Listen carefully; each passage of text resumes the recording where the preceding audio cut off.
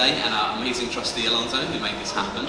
I'd like to thank you all for coming and showing your support for what we're doing and for what our partners are doing. It's been the most incredible 24 hours for us, because yesterday morning we were part of the Paralympic torch relay. We had 5 relay participants, including Fred and Simeon, who are going to talk this afternoon. And we have had an absolute explosion of interest from the media because of that. We've been all over the newspapers, the broadcast media as well. So it's been a real game changer for us being part of the Paralympics. And that's one of the reasons why we wanted to celebrate here this evening.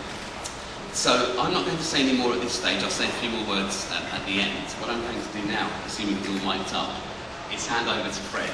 Fred is a very inspirational figure. He is the executive director of our partner, Andy, which works in Kenya with disabled youth on a whole host of issues. I was visiting Nairobi earlier this year and met Fred's team and saw that the breadth of the work that they're doing. And one of their particular focuses is on sport and the role that sport has in promoting positive outcomes for disabled youth. So without any more ado, I'm just going to ask Fred to say a few words about what he's been doing here and what Andy does. Thanks very much. Thank you so much.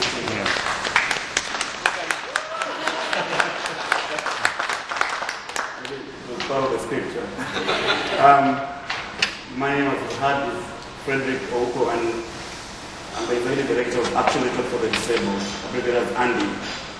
And our organization is founded by young people with disability, initially from the slums of Kibera, which maybe many of you have heard of.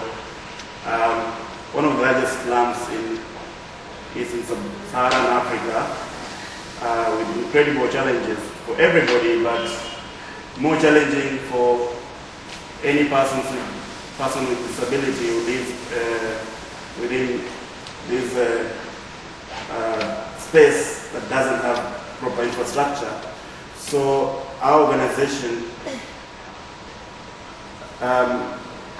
works around how do we provide opportunities for these particular young people who most of the time do not get the attention of policymakers, for instance, or huge development organizations, because they might not have the capacity to come up with high-level projects to attract these huge organizations.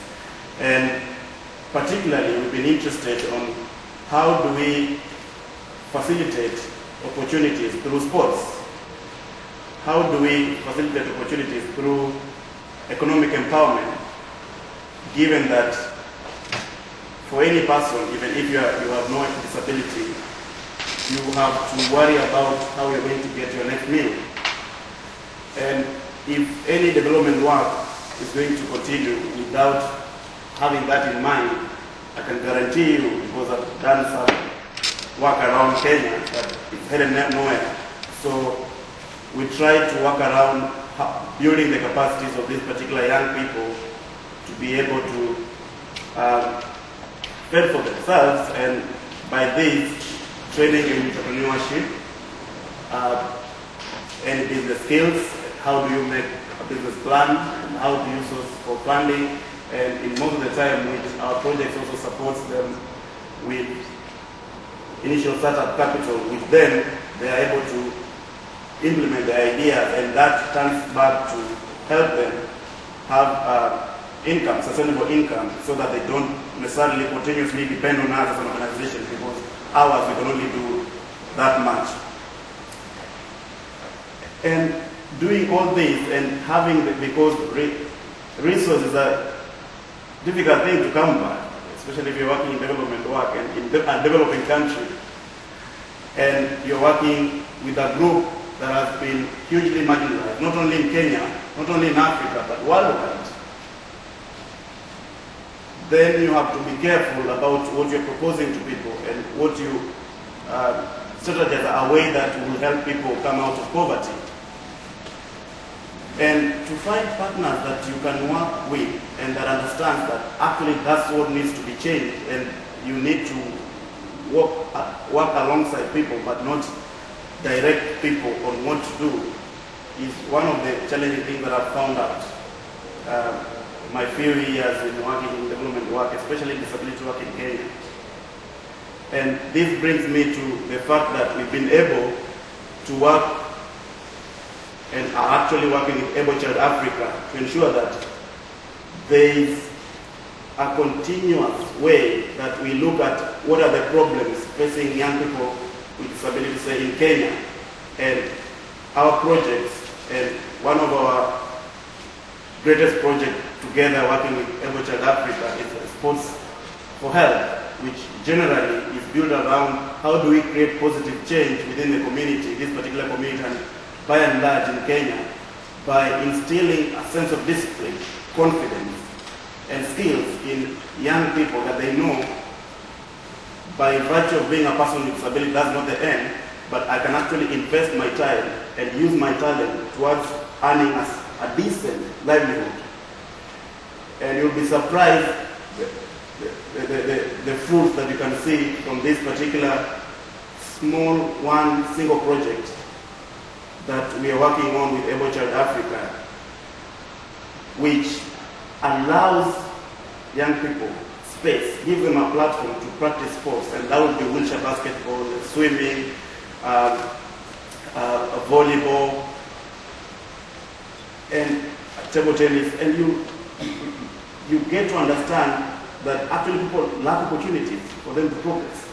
And when you look at this, that from the hundreds of young people we work with, you have people who now can go and apply for jobs after getting tutored on how to write a CV, how to go through an interview and actually convince a potential employer that you can actually work than sitting in an office because you're a person with disability. It brings out that attitudinal change both for employers and also the general community, because these particular participants come from communities, families, and when these families are able to see that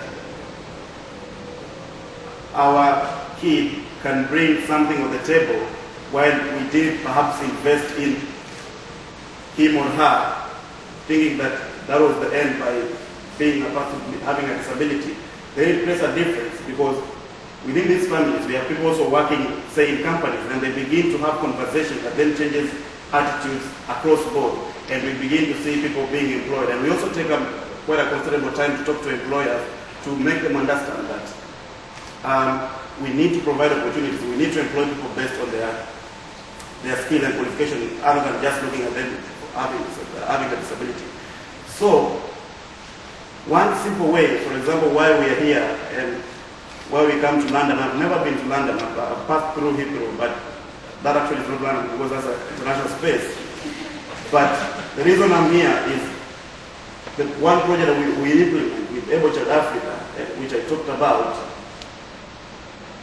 seeing somebody rise from a project beneficiary and really inspiring others to also come up as sports men and women, because she has already achieved.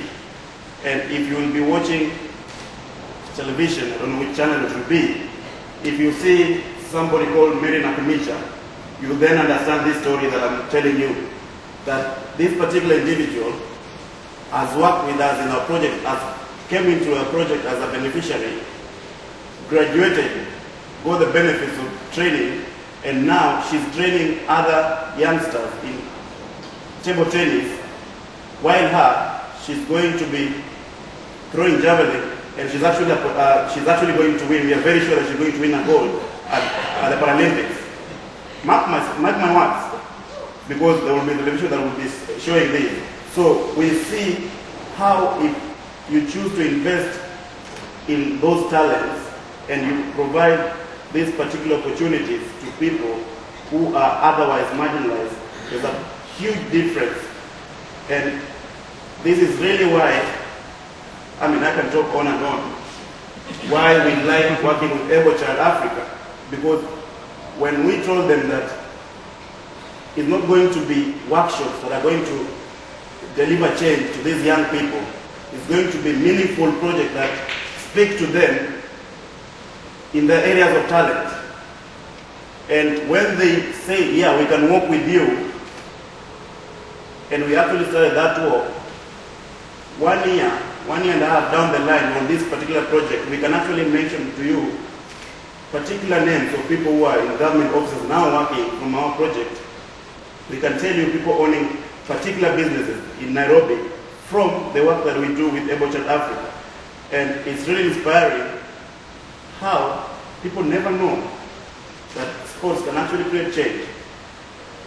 And I believe if you want to know more why we think that sports makes a huge difference to the lives of persons with disability, there is a possibility of interaction with AbleChildAfrica and us just to really know how exactly this is being done and why we are in London now, because of that particular aspect that we chose to empower persons with disability in Kenya. Thank you for listening.